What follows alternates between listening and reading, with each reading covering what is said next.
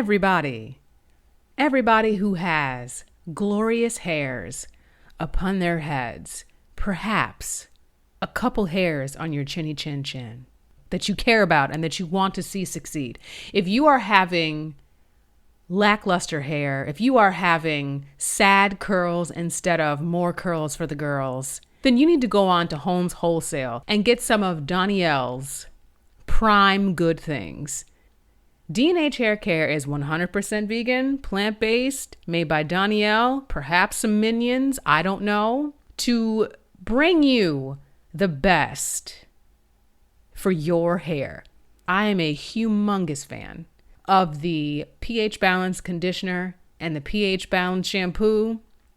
When I put those magic potions on my hair, it smells amazing. My curls flourish. The spring back, the bounce back is glorious. And Danielle wants this. She wants you to be successful. That's why she's also provided you with the Renew Hair Oil, which is a bestseller, as well as my personal favorite, the High Shine Glossifier. Now, she has a kit where you can get the shampoo and conditioner, the glossifier, the Renew Hair Oil, the transition cream. You can get all of the things in a bundle. And I suggest that's what you go ahead and do. And while you're over at Holmes Wholesale, you can use the code CRP10 to get yourself a little something off your purchase. And who doesn't like to save a little green? Nobody quite like Rashida.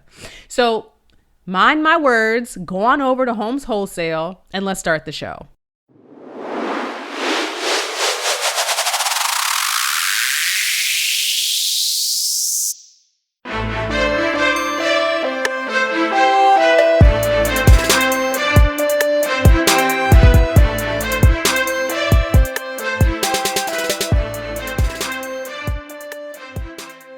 Hello, everyone.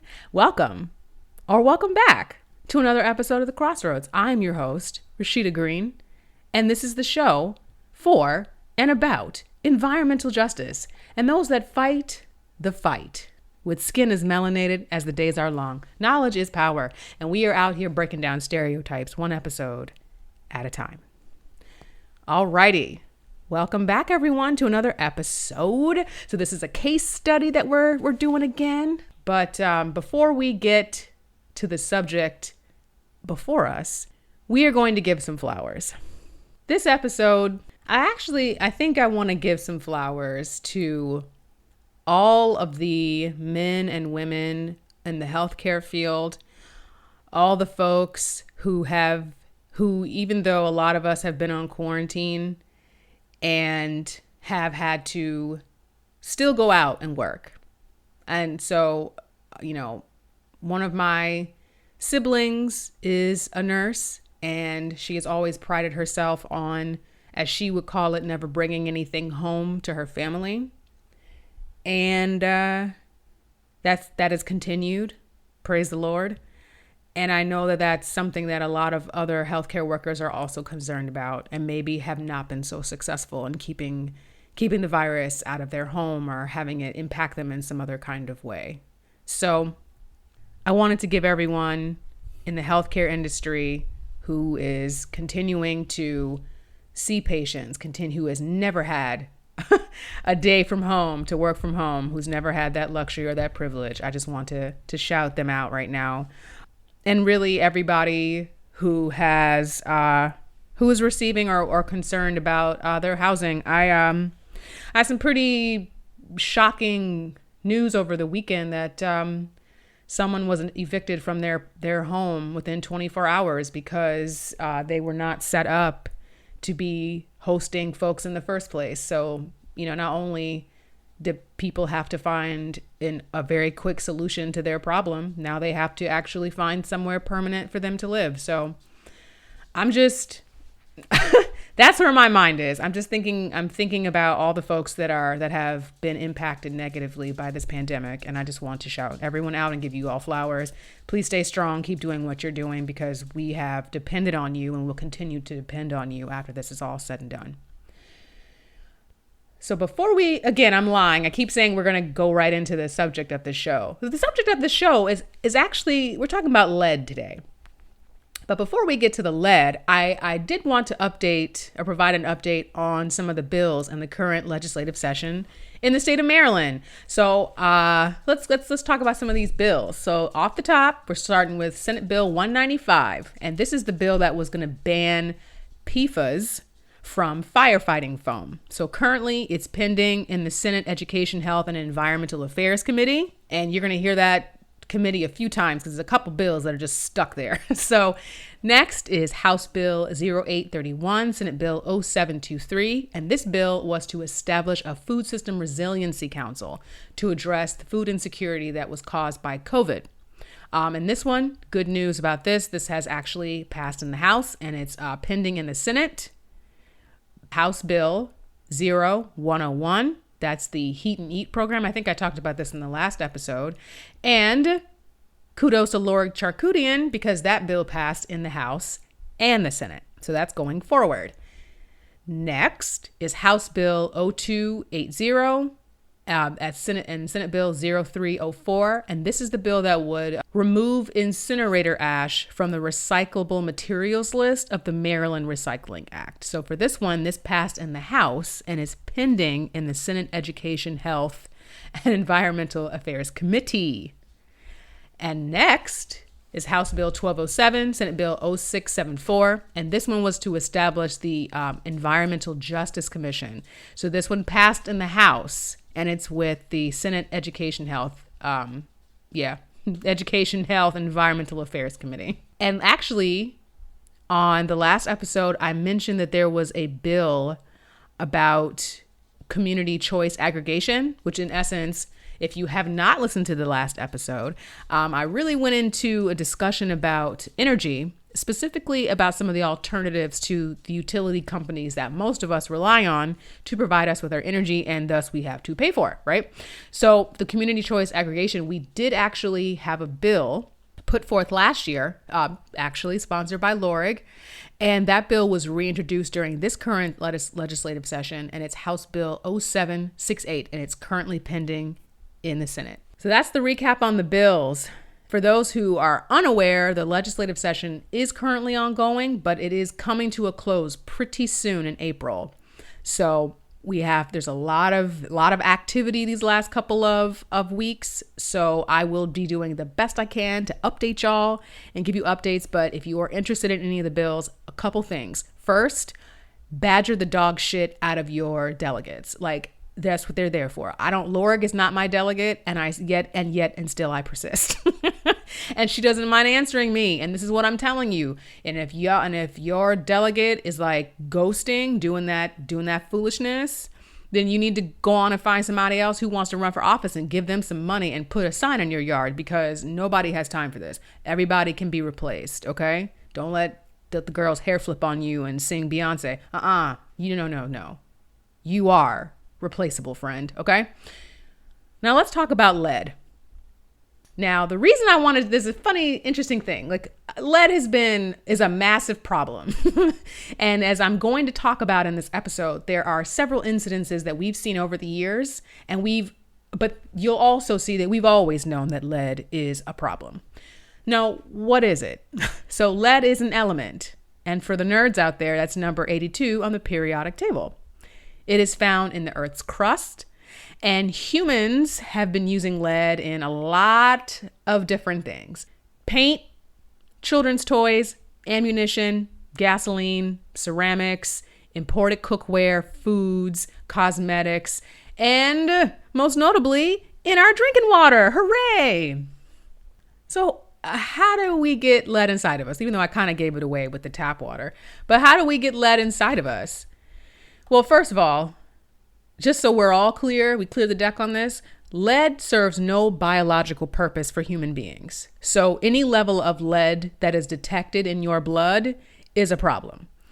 And lead can be transferred through breast milk if the mother has higher levels of lead in her blood.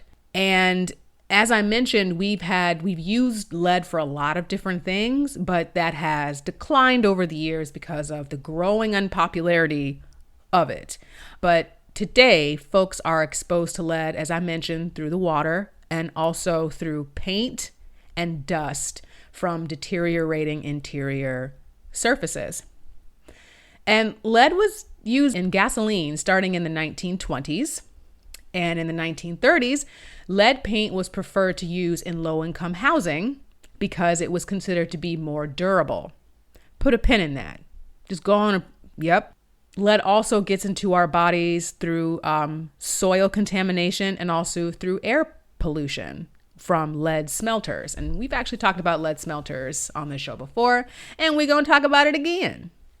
And there's also what's called take-home lead exposure from construction or demolition work. And parents are obviously taking this home to their families, and that is how their other members of the family are being exposed as well. Unfortunately, lead poisoning primarily impacts children. Children, because and this is so disgusting, and you guys you're gonna gag, but lead actually tastes sweet. So that is why kids often ate paint chips. I don't know if you guys ever heard that phrase of like, you must be eating paint chips. That's where that comes from. Because paint chips have a sweet taste to them. So kids, and also because children, it's foot and mouth, man. They stick their foot and their fingers and their nose and butt and stick it in their mouth. It's the same thing. So they're touching things. They're eating things that they may not be supposed to eat or supposed to touch. And that is what some of the ways that it exposes children to lead. And children from low-income houses or immigrant communities and minorities have higher instances of lead in their blood than not. And the other side of this too is that kids can be asymptomatic and show no symptoms or signs that anything is wrong with them when they've been exposed to lead. But some of the common signs are fatigue, irritability, and vomiting. And the reason that lead is such a problem is that the blood-brain barrier is very susceptible to lead exposure. And this can negatively impact IQ and other cognitive functions in children. They say that the studies show that IQ can drop several points based upon a child's exposure to lead. And unfortunately, 500,000 kids between the ages of 1 and 5 have been exposed to lead. So let's take a step back. Let's do some history. Let's talk about because what the hell, right? So back in the day, and by back in the day, I mean 1899, Sherwin-Williams, name must sound familiar, actually noted in a newsletter about the negative impacts of lead. And the League of Nations banned the use of lead paint in 1922, except for the U.S. So fast forwarding, by 1971, so just do the math on that real quick, there was the Lead-Based Paint Poisoning and Prevention Act.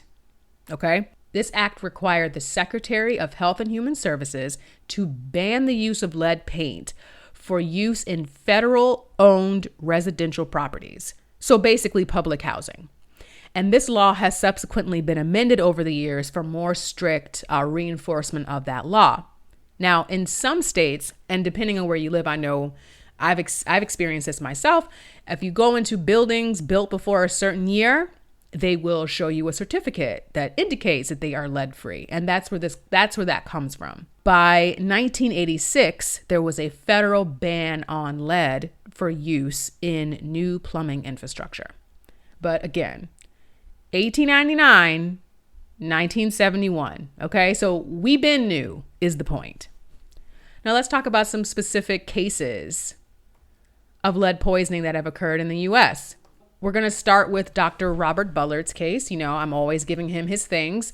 And he documented a specific case study about lead poisoning in his book, Dumping in Dixie, which was a landmark book. It is kind of hard to find, but if you happen to, I think it's on Amazon, but if you happen to be in school or whatever, you may have access to it through your, the EBSCO host or whatever. But I would definitely either try to read some excerpts from it, or if you want to, you can go back to listen to episode 7 of the first season of this here program, where I talk about that book a little bit more in depth. But I definitely recommend reading it.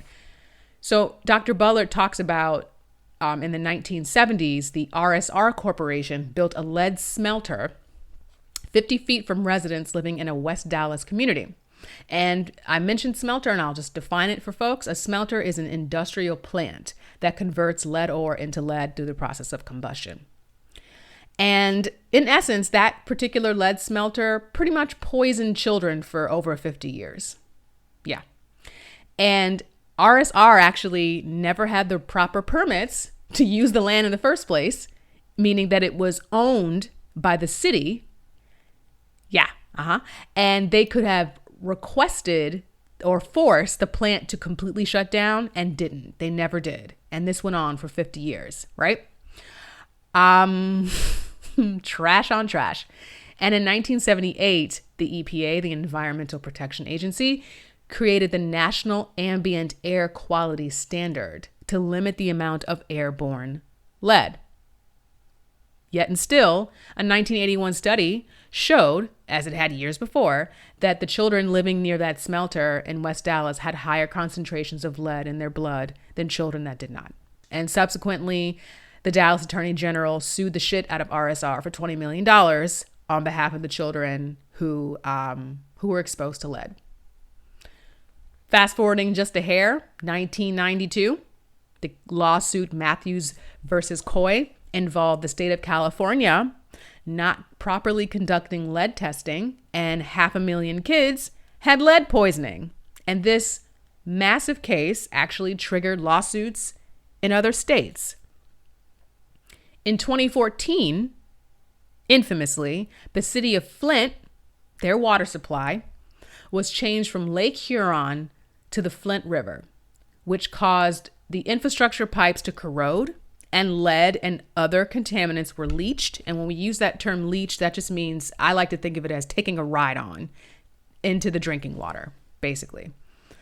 And later, the Flint River, what we know about this is that the Flint River was not properly treated for lead, or treated, period, which is what led to the contamination. And the water was not switched back to the Lake Huron until 2015. And we know that there was no resolution even after that point. And even further, another incident, right? Between 2018 and 2019, the drinking water in Newark, New Jersey, even with the use of filters, still had high levels of lead. Newark's mayor, Ras Baraka, and the governor, New Jersey's governor, Phil Murphy, were urging then President Fat Voldemort to use or to possibly provide federal funds to address this issue. But his big face ass was too busy trying to build that wall. So these are just 4 cases across the country, not just the South either, where these things are occurring. And these are just, and remember, I did say that the lawsuit, the Matthews versus Coy lawsuit, triggered other lawsuits in other states. So there was more than just that particular case going on, but it's the one that got the most attention because of how large the magnitude and the scale of the children that were harmed. So we've come to the crossroads. I know you're like, girl, how we get here so fast? Well, we're here. And I'm going to bring Ta-Nehisi Coates into the conversation. So in his essay, The Black Family in the Age of Mass Incarceration, which, if you can, I would definitely recommend reading it. It's within his book called We Were 8 Years in Power. It's all the essays that he wrote during the Obama administration. It's very, very good. But in this particular essay, he references a man named Odell Newton, who grew up in Baltimore in what was considered to be a quote unquote normal family. He was born in the 1950s, and when he was 4 years old, he was taken to the hospital for lead poisoning. He had severe developmental challenges, and he fell behind other kids in his class. He got mixed up with the wrong crowd, and at 16, he got into some trouble. Specifically, he went to prison for the murder of a cab driver, and he was sentenced to life. He has been up for parole 3 times since 1992. However, the state of Maryland requires that lifers, as they're called, to release lifers requires governor approval. So Odell and his family actually never sued for him being exposed to lead poisoning or for him being exposed to lead. And as we said before, as I mentioned before, we know that it was a mandate to use lead-based paint in public housing. We also know, as we're going to get into even more in depth, that there was redlining occurring and that Black folks were specifically designated to certain underserved portions of the community. But let's keep going. So Coates' essay explores the Moynihan Report. And I definitely recommend folks read the Moynihan Report. It came out, I believe, in the 1970s. And it was, it's a lot. I suggest you read it or at least look up some notes on it. It's very interesting, but it had a very negative effect on the Black community. It basically outlines the challenges, but no real solutions to these challenges. And it's pretty demonizing. Coates points out in this essay that Odell had the kind of family that Moynihan thought was the best, right, to have. That still did not prevent Odell from being incarcerated. You know, Baltimore was zoned by race in 1910. And when it was deemed unconstitutional in 1917, the city found other ways to keep that structure in place. And if you go back and listen to the last episode, we talked about environmental racism. And that's exactly what happened to Odell. According to a report that is referenced in Coates' essay, Black folks face two types of poverty and lack: being poor individually and living in a poor neighborhood. And when we talked about Michigan and Texas in the energy episode, I said that this issue isn't exclusive to these states and has a greater impact on low-income communities who, due to poor housing conditions, have to pay higher energy bills. And going a step further, Dr. Robert Bullard talks about environmental racism and says that it is, quote, the dominant environmental protection paradigm perpetuates the unequal enforcement, trades human health for profit, and places the burden of proof on the victims and not on the polluting industry. And this legitimizes human exposure to harmful chemicals. And we can see that in every single example that we've discussed. We've talked about children who are living in low-income public housing close to a lead smelter. The children, over half 500,000 children exposed to lead in California, they were on Medicare, and it's a federal requirement to test these children for signs of lead in their blood, which was never done. And then we talked about the developmental challenges that children will face due to their exposure to lead.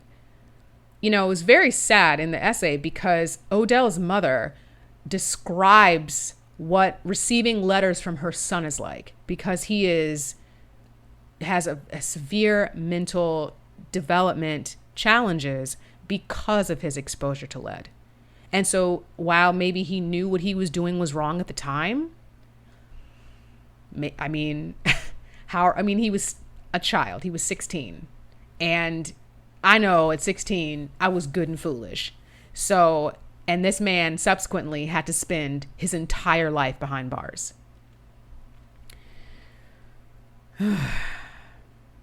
And so getting back into housing very quickly. The real issue with low-income housing is that it creates so much vulnerability in every other area of a person's life and their families. For example, when we talk about food deserts or even the use of lead paint as we have, we can see how all of these problems lead to incarceration. And we can see how they lead to or exacerbate other health and socioeconomic issues. I think I told you all the part of the reason that I went to grad school in the first place was because I wanted to explore the connections between mass incarceration and food security. I wanted to see what that was looking like. I wanted to explore and understand if there were connections. And of course there are. Folks who are living in communities that are food insecure are also more likely to be incarcerated.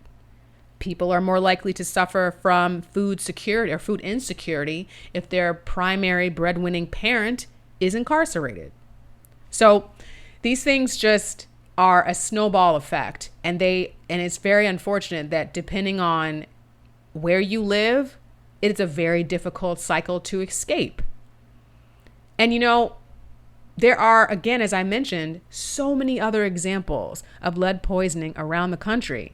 And I would be here for another hour if I talked about the other sources of pollution in water sources internationally, like the Ganges River in India or the Yellow River in China. And maybe that's something we need to explore in a future episode. But certainly you can see how all of these things intersect. And what are we supposed to do about it? If you haven't had your child tested and you think that they may have had lead exposure, I would definitely recommend getting them tested. There could be, again, a lot of the exposure is your kids are asymptomatic. So they may not even be showing any signs that they have this. And of course, if you are not living in low-income housing, or you're not living in an older home, you may not, the likelihood that you are exposed to lead is less. But if that is not you, if you think it's possible, based upon the conditions that your home is being kept in, meaning, maintained by the folks that own it, I would absolutely encourage getting the child tested. The CDC has a lot of information. EPA has a lot of information. And I would just definitely encourage folks to get as educated as humanly possible. Oh boy, the drama never ends, you guys. It never ends. But let's move into some shout outs. So I don't know if y'all saw my Insta story, but the first couple of folks I'm giving some shout outs to on this here show are my friends, my podcast sisters, Janae and Erlene, Confessions from a Red Couch and Shall We Proceed podcast. These two ladies put on an amazing and excellent conference on Saturday. I could not stay for the whole time. I had meetings I had to go to, but what I caught really gave me a word. So I'm going to share it just very quickly, and I hope you guys can get something out of it. So I think the woman's name was Terry Harrison, and she was just so excellent, such an inspiring message that she had. But she gave us 3 things that we were going to have to do as people to lean into our purpose. And I know I don't talk a lot about my personal life. I don't talk pretty much at all about my personal life, which is deliberate. But but I do want to say that some things that I'm personally working on is making certain that I am completely intentional about the things that I do. I try to come to this show with a lot of intention, and I hope that comes across, but also being intentional, not just on the show, but being intentional about the other endeavors and the other things that I have to work on in my life too. So the first thing Terry said is, you have to get serious. She said, you got to get out of the matrix of mediocrity. And I about broke out into a 2-step and did the shout. She says, what are you doing with the life that you have left? Who are the persons or person that you're supposed to serve while you're here on this earth? And these are questions that you have to ask yourself. The next thing she said is get ready, and specifically getting ready on the inside. She said, discipline is your superpower. It is the difference between you and your success. And I just thought that was so powerful. She talked about Michael Jordan and how championship discipline leads to championship success. Michael Jordan, I have personally, kudos to me, watched his documentary, and he talked about how he would be practicing before the rest of the team got there. He was always the first on the court. And I can tell he had a low tolerance for foolishness because he was trying to be excellent. And that's how you have to be in your pursuit of what goals you are put here on this earth to achieve. Tenacious, constant tenacity. And last, Terry said, you have to get free. And this, I'm going to admit, this is tough for me too. So you're not alone. But she says that most people are bound by the little things that distract them on the road to destiny. It can be fear, procrastination, frustration, habits, and relationships that don't serve you. And what are you going to do about it? What changes are you planning on making so that you can free yourself from these things? And I don't have an answer for fear. One thing I remember telling someone, or I always say it, I found myself saying it, which is just further proof that I'm slowly but surely turning into my mother. But I like to tell folk, we're not given the spirit of fear, man. That's not what we're here for. That's not what we about.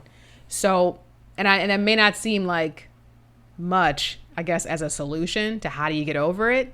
But I would say that if you know who you serve, if you're a religious person, if you know who you serve, or if folks are not religious and you know what you believe in, you know that you're here on the strength or from the strength of your ancestors, from their blood and their sweat, then you shouldn't have any fear.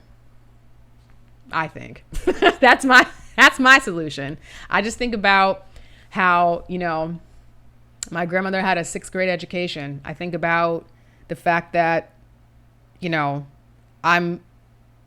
I'm her wildest dream. I'm my great-grandmother's wildest dream. I'm my great-great-great-grandmother's wildest dream. And because of that, I can't stop. And Terry went on to say, you need to declare to yourself that today is a new day because you owe it to yourself and you owe it to your ancestors and your legacy. And so I just wanted to share that because it was so powerful. It hit me just so. And I just had to share that with everyone. I hope this, maybe I'll throw some more inspirational stuff into this podcast. Maybe that'll be a good thing too. So we won't leave here like, damn, girl, we all got lead in our blood, so we can have something a little more cheerful. But I wanted to share that. And again, it was called the Get In Focused Conference. It was 100% free. I think Janae and Erlene have it recorded so you can watch it later, but it was tremendous. What I got to see was so tremendous, and they looked amazing. It was so well organized. It was everything. So shout out to them. And if you haven't already, please support my girl, Corey Green from Glitz and Gems. She's been a sponsor of the show before, and it is a Black-owned business. All of her products are 100% handmade. They look amazing. They smell amazing. Go support her. And of course, if you want your hairs to look nice, go support the sponsor of this show, D&H Organic Hair Care. And if you want to support me, you can join my Patreon, Crossroads Podcast. And you can follow me on Instagram, Twitter, Facebook, and the TikTok at Crossroads Podcast, or visit my website, allroadscross.com. Thank you all for joining me, and we will see you again at the Crossroads.